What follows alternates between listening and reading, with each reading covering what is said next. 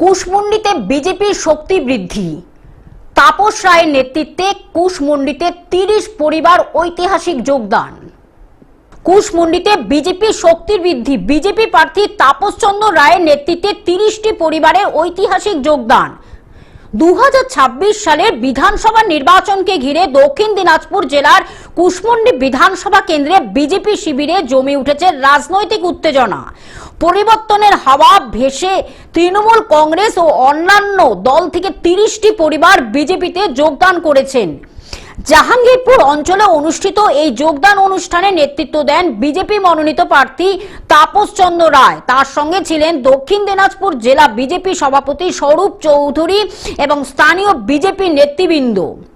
অনুষ্ঠানে বিজেপির পক্ষ থেকে নতুন সদস্যদের উষ্ণ অভ্যর্থনা জানানো হয়। তাপস চন্দ্র রায় বলেন, এটি শুধুমাত্র একটি দলীয় যোগদান নয়, এটি মানুষের বিশ্বাস, পরিবর্তনের আকাঙ্ক্ষা এবং উন্নয়নের স্বপ্নের প্রতিফলন। কুশমুন্ডির উন্নয়নই আমাদের অগ্রাধিকার। কুশমুন্ডি বিধানসভার ভারতীয় জনতা পার্টির যিনি প্রার্থী সম্মানীয় তাপস চন্দ্র রায় যুক্ত আছেন, নারায়ণদা আমাদের মন্ডল সভাপতি উনি যুক্ত আছেন। যে এই হেকান্দারপুর গ্রামের প্রায় 25টি পরিবার যারা আগে তৃণমূল করত আর বর্তমানে তারা তৃণমূল ছেড়ে ভারতীয় জনতা পার্টিতে যুক্ত হলেন।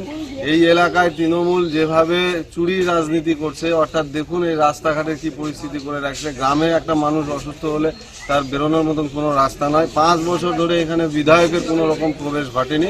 এই রকম মনোন্নয়নের জন্য পাড়া শুদ্ধ সবাই আজকে ভারতীয় জনতা পার্টিতে যোগদান দিলেন এবং তারা এটাও প্রতিশ্রুতিবদ্ধ যে এই এলাকার ভোট তৃণমূল আগামী সময়ে পাবে না এবং ভারতীয় জনতা পার্টির যিনি প্রার্থী আছেন তিনি সমস্ত ভোট পাবেন। দক্ষিণ দিনাজপুর থেকে জয়দীপ মৈত্রের রিপোর্ট, গ্লোব নিউজ। এখন থেকে গ্লোব টিভি দেখুন আপনার স্মার্টফোনেও। গুগল প্লে স্টোর অথবা অ্যাপল স্টোর থেকে ডাউনলোড করুন গ্লোব টিভি লাইভ অ্যাপ। এছাড়া জিও টিভি অ্যাপ থেকে দেখুন গ্লোব টিভি লাইভ।